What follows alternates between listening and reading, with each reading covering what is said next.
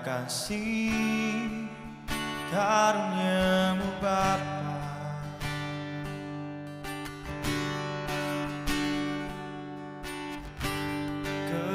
kekuatanku hanya dalam hadirat-Mu, Yesusku. Hanya Kaulah segalanya.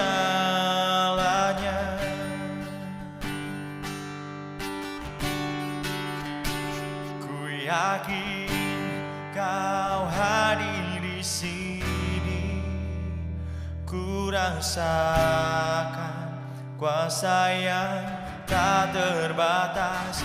Ku yakin Kau nyata di sini, kemenangan terjadi di sini.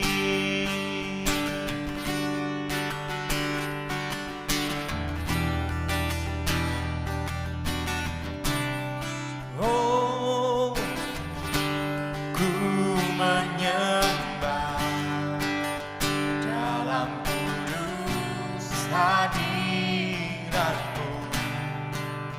Hampiri kata kasih karunia-Mu Bapa,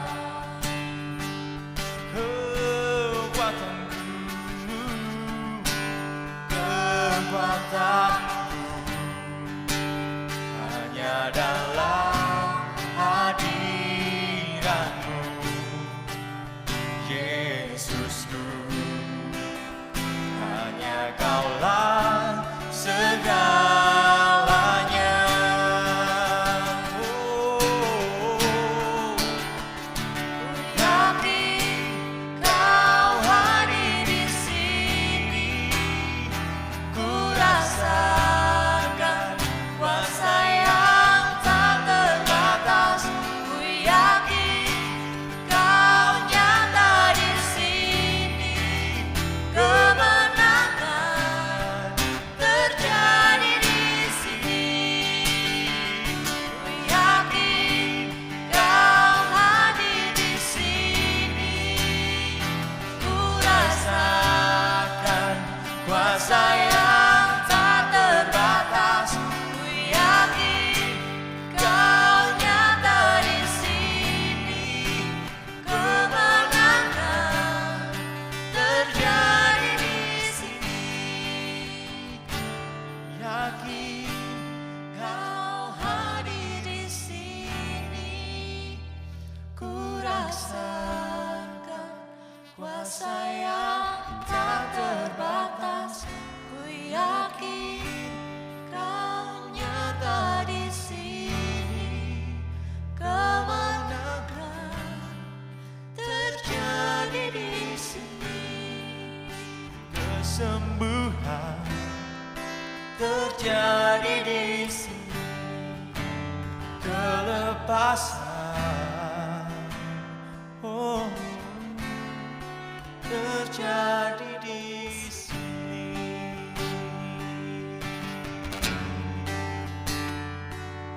Oh,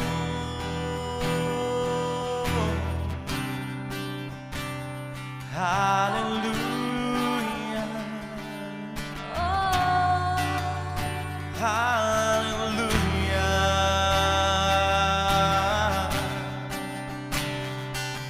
haleluya, haleluya, haleluya.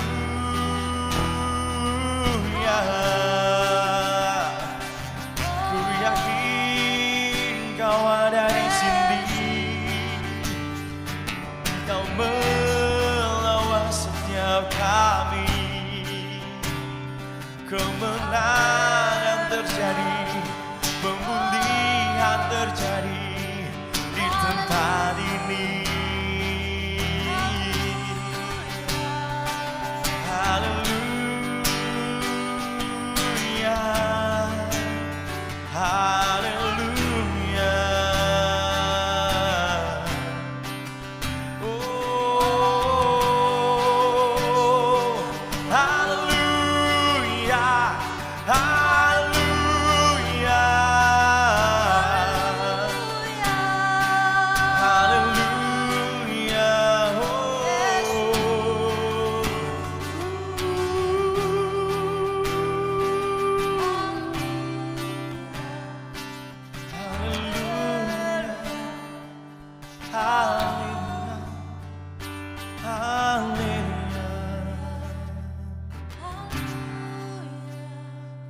yakin kau hadir di sini.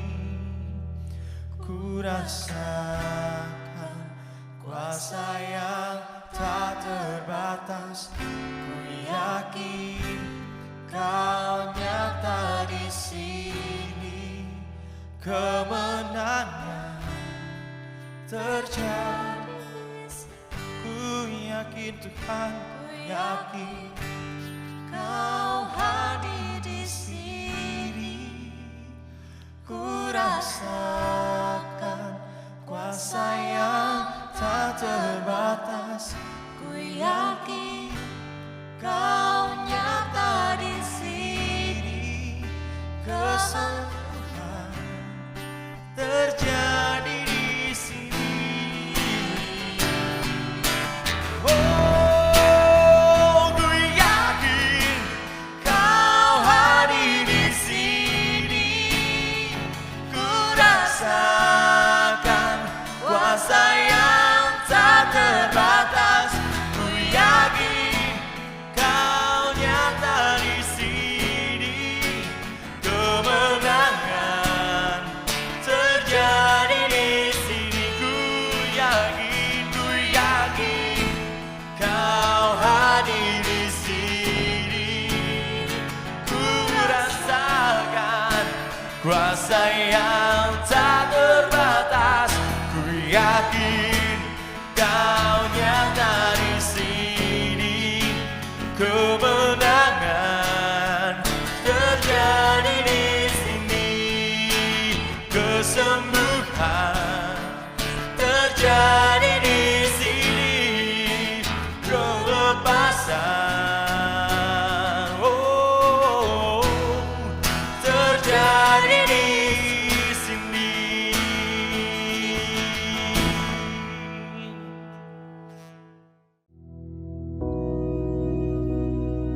Bapa kami yang di surga, dikuduskanlah namamu, datanglah kerajaanmu, jadilah kehendakmu di bumi seperti di surga.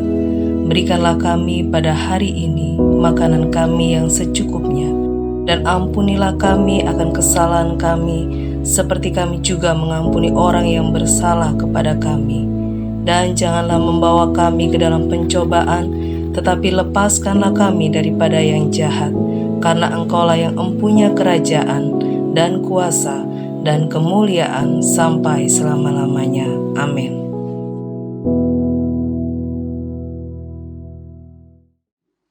Shalom saudara, puji Tuhan. Mari pagi hari ini kita akan belajar firman Tuhan. Kita akan baca di dalam Efesus pasal 4 ayat 13. Efesus pasal 4 ayat 13. Ya, kita akan baca bersama-sama ayat ini saudara. Efesus pasal 4 ayat 13, 1, 2, 3. Sampai kita semua telah mencapai kesatuan iman dan pengetahuan yang benar tentang anak Allah, kedewasaan penuh dan tingkat pertumbuhan yang sesuai dengan kepenuhan Kristus. Amin.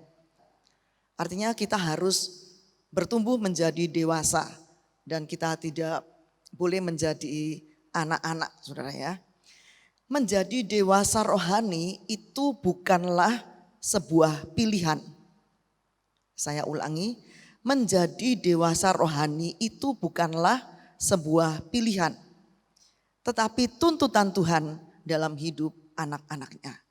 Artinya kita tidak bisa memilih, dah saya nggak mau dewasa rohani, dah saya cukup seperti ini aja. Sudah nggak usah dewasa-dewasa, cukup seperti ini. Nah, Tuhan tidak menghendaki seperti ini saudara.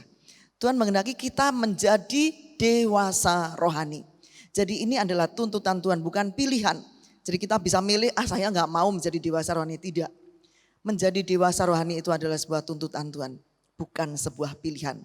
Jadi kita harus ya, mau nggak mau kita harus meningkat menjadi dewasa rohani di dalam Tuhan. Kalau kita menjadi orang Kristen yang suam-suam kuku, malah kita akan ditolak oleh Tuhan. Kita akan dimuntahkan. Itu tercatat dalam Wahyu pasal 3. Nah, tadi ayat yang kita baca saudara mengatakan sampai kita semua telah mencapai kesatuan iman dan pengetahuan yang benar tentang anak Allah, kedewasaan penuh. Nah, kata kedewasaan penuh ini berasal dari bahasa Yunani, kata Yunani teleios. Kata teleios ini artinya sempurna. Jadi dewasa penuh di dalam Tuhan itu artinya sempurna. Teleios itu sempurna. Jadi Allah menghendaki kita menjadi sempurna. Dewasa artinya sempurna. Kita bisa bandingkan dengan Matius pasal 5 ayat 48. Matius pasal 5 ayat 48. Karena itu haruslah kamu sempurna, sama seperti Bapamu yang di surga adalah sempurna. Nah, kata sempurna di sini juga sama, menggunakan kata Yunani yang sama, yaitu teleios. Artinya Yesus pun menghendaki kita menjadi sempurna. Tadi di dalam Efesus, Rasul Paulus berkata kita harus menjadi orang Kristen yang dewasa. Nah, kata dewasa di situ menggunakan kata Yunani yang sama, teleios. Di dalam Matius 5:48, Matius pasal 5 ayat 48 dikatakan di sana juga, karena itu haruslah kamu sempurna, teleios. Kita ketemu lagi dengan kata teleios. Jadi menjadi dewasa itu artinya kita harus menjadi sempurna. Semula banyak orang berkata enggak mungkinlah kita bisa menjadi sempurna. Tapi kalau Yesus berkata, karena itu haruslah kamu sempurna. Sama seperti Bapa yang di surga adalah sempurna, berarti kita mungkin. Dan ini memang tuntutan Allah dalam hidup kita. Kita harus menjadi sempurna. Nah, kata teleios di dalam Matius pasal 5 ayat 48 saudara mempunyai arti utuh, ya, utuh, lengkap, dalam arti terdapat pertumbuhan rohani. Jadi orang yang sempurna itu mengalami pertumbuhan rohani. Hal ini bisa dilihat dari kesetiaannya, ya. Kalau dulu kurang setia dalam beribadah, sekarang dia setia. Nah, ini tanda-tanda sempurna, tanda-tanda kedewasaan rohani. Kalau dulu dia ibadahnya cuman ya sebulan berapa kali saja, tapi sekarang setiap minggu hadir. Bahkan setiap pagi hadir dalam ibadah pagi. Nah, ini menunjukkan, ini salah satu tanda aja saudara, bahwa dia mulai dewasa rohaninya, mulai sempurna, ya. Dan kesetiaan ini juga dalam hal membaca firman setiap hari di rumah, berdoa setiap hari di rumah. Kalau dulu tidak punya keintiman dengan Tuhan, sekarang mulai membangun keintiman dengan Tuhan. Setiap hari di rumah mulai punya jam-jam doa, mulai baca Alkitab setiap hari di rumah. Nah, ini mulai dewasa rohaninya, mulai menjadi sempurna. Nah, semua itu dilakukan dalam kesungguhan. Banyak orang ke gereja tapi tidak sungguh-sungguh. Tapi orang yang sempurna, orang yang dewasa rohaninya, itu semua dilakukan dalam kesungguhan. Ketika dia menyembah Tuhan, dia menyembah dengan sungguh-sungguh. Ketika dia memuji Tuhan dengan sungguh-sungguh. Ketika mendengarkan firman Tuhan, mendengar firman dengan sungguh-sungguh. Ya, semua dilakukan dengan kesungguhan. Ini tanda-tanda bahwa dia dewasa rohaninya. Dia sempurna. Dengan demikian imannya juga meningkat. Kalau orang yang setia, orang yang sungguh-sungguh di dalam Tuhan, imannya juga meningkat di dalam Tuhan. Nah, ini tanda-tanda orang yang dewasa rohaninya sempurna. Kelihatan mulai ada pertumbuhan rohaninya saudara, ya. Kemudian ciri-ciri lainnya ada perubahan karakter dan mental. Orang yang dewasa rohaninya pasti karakternya tidak lagi karakter hidup lama saudara, ya. Tapi mulai ada perubahan dalam hidupnya. Sehingga orang melihat, nah ini sekarang ya mulai berubah. Mulai nampak karakter Kristus dalam hidupnya. Buah-buah roh mulai nampak dalam hidupnya. Kita tahu buah-buah roh ada 9 saudara, ya. Di dalam hidupnya mulai nampak adanya kasih. Nah, kasih di sini adalah kasih agapi, ya. Sudah tidak lagi menjadi orang Kristen yang egois, tapi hidupnya penuh dengan kasih. Nah, buah roh yang lainnya sukacita. Kalau dulu menghadapi masalah, waduh goncang, ya. Tapi sekarang ketika menghadapi masalah, tetap ada sukacita. Nah ini ada perubahan saudara. Nampak dalam hidupnya ya. Walaupun ada masalah tetap ada sukacita. Hidupnya tetap diwarnai dengan sukacita. Karena sukacita dalam buah roh ini adalah sukacita yang tidak terpengaruh oleh keadaan. Kalau sukacita yang diberikan oleh dunia ini sukacita kalau ada berkat, sukacita. Tapi kalau ada masalah mulai murung, mulai gak enak moodnya, mulai bingung dan sebagainya. Tapi buah roh sukacita ini adalah sukacita di tengah segala keadaan. Jadi dalam keadaan apapun juga sukacita itu tetap nampak dalam hidupnya. Sama dengan damai sejahtera. Damai yang diberikan oleh Roh Kudus ini beda dengan damai yang diberikan oleh dunia. Damai yang diberikan oleh Roh Kudus ini ada damai di tengah-tengah masalah. Tetap ada damai sejahtera, tetap ada sukacita. Berikutnya adalah kesabaran ya, buah roh. Kesabaran dari bahasa aslinya makrotumia. Nah ini yang agak beda saudara ya. Makrotumia ini dari kata makros, panjang, timos, amarah. Maksudnya begini saudara. Ketika ada sesuatu yang menjengkelkan kita saudara ya. Kalau orang yang belum dewasa rohaninya, kalau ada sesuatu yang menjengkelkan kita, misalnya ada orang yang menyakiti hati kita, dengan spontan kita akan marah saudara ya. Kita enggak terima, kita akan marah. Nah buah roh kesabaran di sini saudara, itu artinya menunggu waktu yang cukup lama sebelum mengekspresikan kemarahannya. Jadi misalnya begini saudara ya, ada sesuatu yang menjengkelkan kita sudah mau marah kan, ini sudah darahnya sudah naik ya, sudah mau marah, mau memaki-maki ya, tapi kita menahan. Kita menahan sesaat. Kemudian beda, marahnya sudah enggak seperti tadi saudara, marahnya cuman begini. Mungkin ya kalau ada pembantu yang menjatuhkan piring misalnya ya, kita akan, apalagi piring itu yang mahal mungkin ya, yang kita sayangi. Mungkin kalau kita enggak dewasa rohaninya kita langsung wow, langsung kita marah ya. Tapi kalau kita dewasa rohani ada perubahan karakter dalam hidup kita. Kalau biasanya kita langsung nyeplos marah, tapi kalau orang yang dewasa rohaninya itu menahan. Jadi kita ya sudahlah enggak apa-apa. Lain kali hati-hati ya kalau pegang piring jangan sampai jatuh lagi. Nah beda kan saudara. Ini untuk menghindari kemarahan, kekuatan amarah yang tidak terkontrol. Jadi orang yang dewasa rohaninya karakternya berubah. Enggak lagi ceplas-ceplos kalau marah, tapi bisa menahan.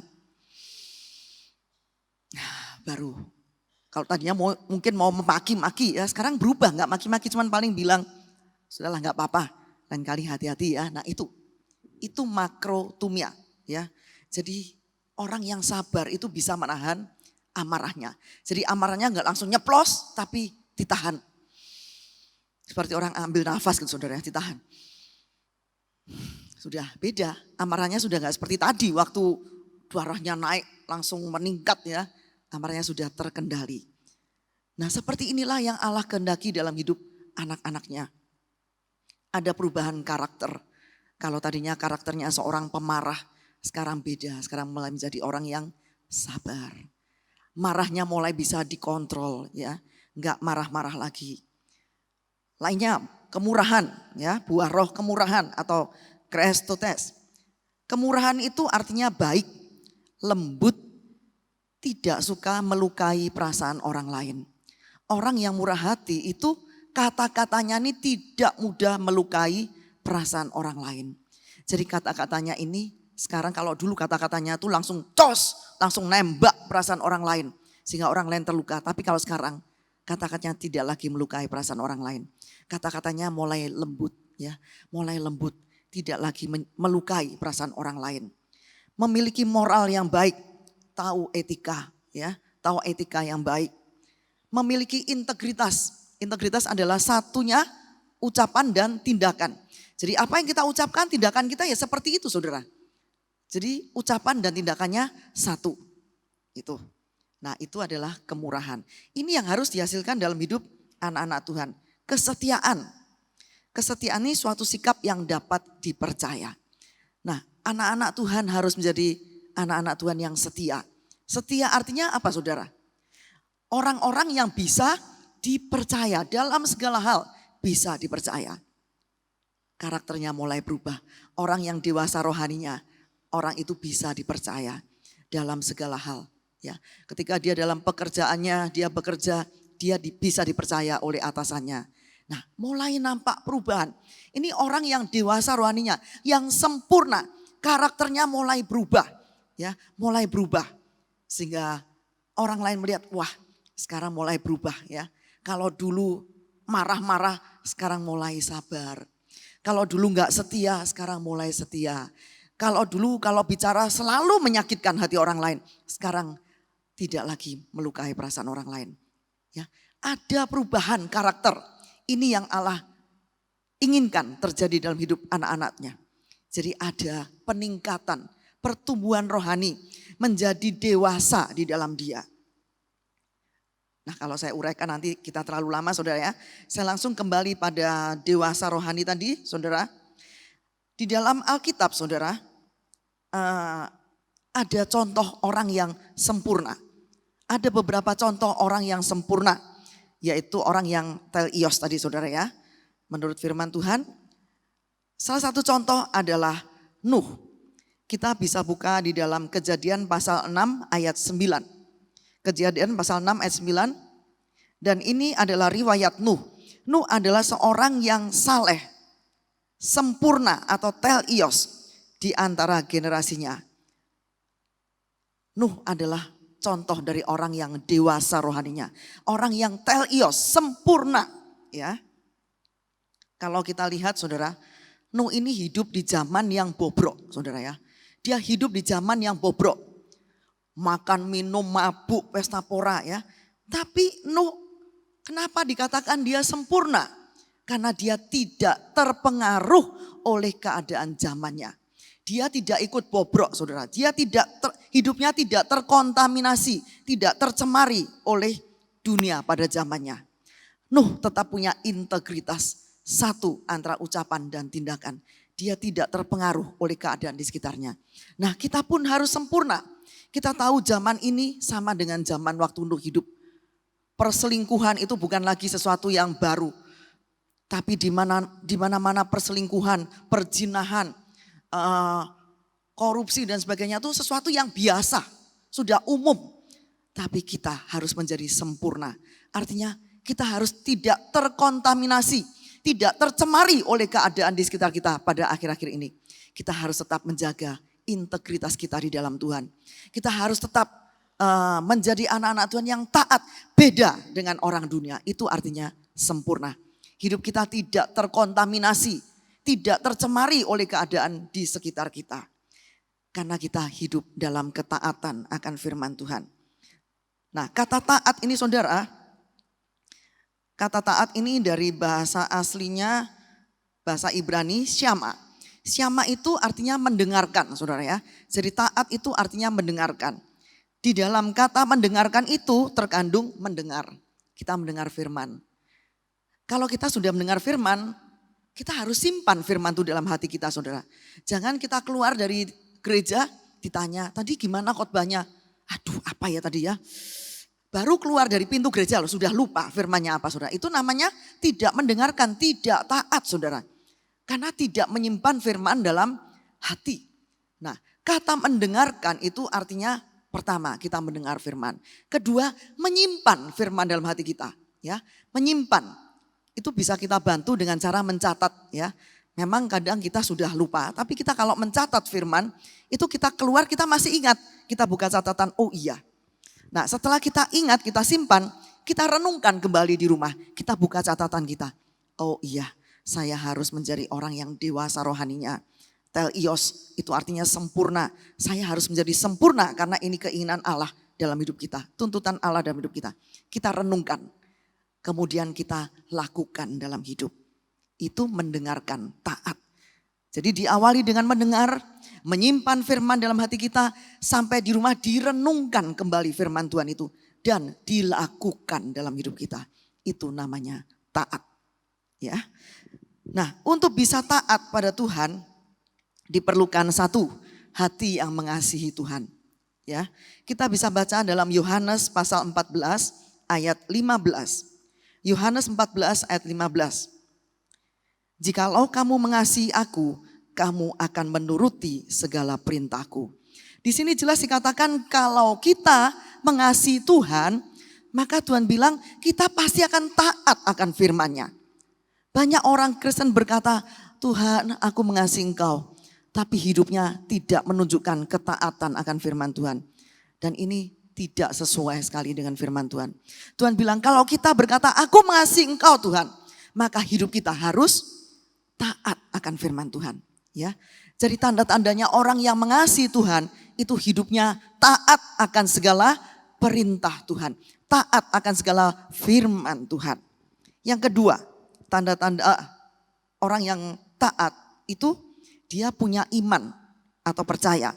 Ibrani 11 ayat 8. Ibrani pasal 11 ayat 8. Dikatakan di sana karena iman Abraham taat ketika ia dipanggil untuk berangkat ke negeri yang akan diterimanya menjadi milik pusakanya. Lalu ia berangkat dengan tidak mengetahui tempat yang ia tujui. Abraham ini luar biasa saudara. Tuhan bilang Abraham tinggalkan tempatmu, pergi. Abraham ini belum diberitahu pergi kemana, belum diberitahu oleh Tuhan. Cuman Tuhan bilang tinggalkan tempatmu, pergi. Kalau orang yang gak taat saudara pasti dia akan banyak alasan. Lu pergi kemana Tuhan, saya gak tahu. Tapi Abraham tidak, dia seorang yang taat. Waktu Tuhan bilang tinggalkan tempatmu, pergi, dia nurut saudara. Walaupun belum tahu lu mau pergi kemana nih, dia belum tahu tujuannya. Tapi dia berangkat. Karena apa? Karena Abraham beriman kepada Tuhan. Tuhan yang dia sembah tidak mungkin akan menelantarkan dia. Tuhan pasti akan menunjukkan jalan yang harus dia tuju. Ya. Dan yang ketiga, untuk bisa taat itu harus membayar harga saudara ya. Kejadian pasal 6 ayat 22. Kejadian 6 ayat 22. Lalu Nuh melakukan semuanya itu tepat seperti yang diperintahkan Allah kepadanya. Demikianlah dilakukannya. Nuh ini menunjukkan bahwa ketaatan itu membutuhkan sebuah harga saudara ya. Nah ini dibuktikan dalam hidup Nuh saudara. Kalau kita perhatikan ayat 14 sampai 16 dikatakan di sana Allah tuh memberikan detail dari bahtera yang harus dibuat oleh Nuh. Panjangnya bahtera saudara ya, itu enggak main-main saudara. 135 meter. Jadi kurang lebih 1,5 kali lapangan sepak bola saudara. Itu panjangnya bahtera. Lebarnya bahtera 22,5 meter. Kemudian tingginya bahtera 13,5 meter. Nah ini bukan main-main. Nuh dari seorang yang bukan hobi ngerjakan itu saudara. Dia disuruh oleh Tuhan membuat sebuah bahtera yang ukurannya seperti tadi. Nah pasti dia akan diejek oleh orang-orang sekitarnya. Ngapain Nuh kamu itu Nuh? Ya pasti banyak orang mencemooh. Belum lagi untuk membuat bahtera tuh Nuh harus mengeluarkan waktu yang banyak. Dia harus mengeluarkan uang ya.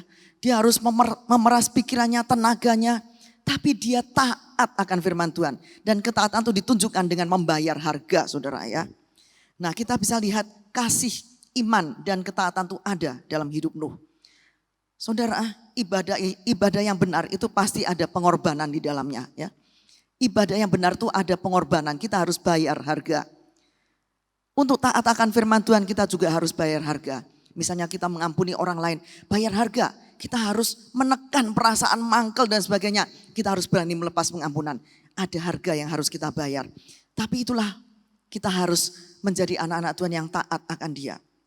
Saudara, ketika Tuhan memberi perintah kepada Nuh untuk membuat bahtera, ini adalah sebuah proyek raksasa saudara ya. Karena panjangnya aja 135 meter. Nah saudara, kalau Nuh membuat bahtera di pinggir laut, itu mungkin bisa ditoleran. Ya, dan mungkin orang nggak akan mengejek. Mungkin orang pikir, oh Nuh mau membuat kapal pesiar di mana dia nanti akan jalan-jalan keliling dunia. Tapi Nuh ini membuat bahtera bukan di pinggir laut saudara. Dia membuat bahtera di atas gunung. Nah orang mulai mengejek. Ngapain di atas gunung ya? Kenapa Nuh membuat bahtera di atas gunung saudara? Karena dia mengantisipasi datangnya air bah yang akan memusnahkan bumi. Kita tahu bahwa pada waktu itu, pada waktu zaman Nuh, orang belum pernah mengenal hujan. Ya, hujan belum pernah datang ke bumi pada zaman Nuh, saudara ya. Nah, yang ada adalah air yang diperoleh dari kabut. Kalau pagi ada kabut yang turun, saudara, atau malam, membasahi seluruh permukaan bumi. Itu bisa saudara baca dalam Kejadian 2 ayat 5 dan 6. Jadi pada zaman Nuh tuh belum pernah terjadi hujan. Nah, orang nggak ngerti kalau Nuh buat bahtera ini bakalnya untuk mengantisipasi kalau datang air bah. Hujan yang terus menerus. Orang nggak ngerti, saudara. Makanya Nuh bayar harga, dia diejek sana sini.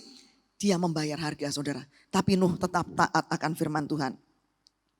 Dan perkiraan Nuh membuat bahtera itu diperkirakan waktunya 100 tahunan, saudara ya. Karena kalau kita baca dalam Kejadian pasal 5 ayat 32, waktu kisah Nuh ditulis di sana, itu Nuh berumur 500 tahun. Kemudian Nuh selesai membuat bahtera dan dia masuk bahtera, itu dia berusia 600 tahun. Jadi diperkirakan dia membuat bahtera itu kurang lebihnya 100 tahun. Dia membuat bahtera, ya. Dan selama itu dia membayar harga. Dia diejek, dicemooh oleh orang-orang. Nuh, kamu ini pengangguran ya, kamu ini membuat ini. Tapi Nuh tetap taat akan firman Tuhan. Ya saudara, dia tetap taat akan firman Tuhan.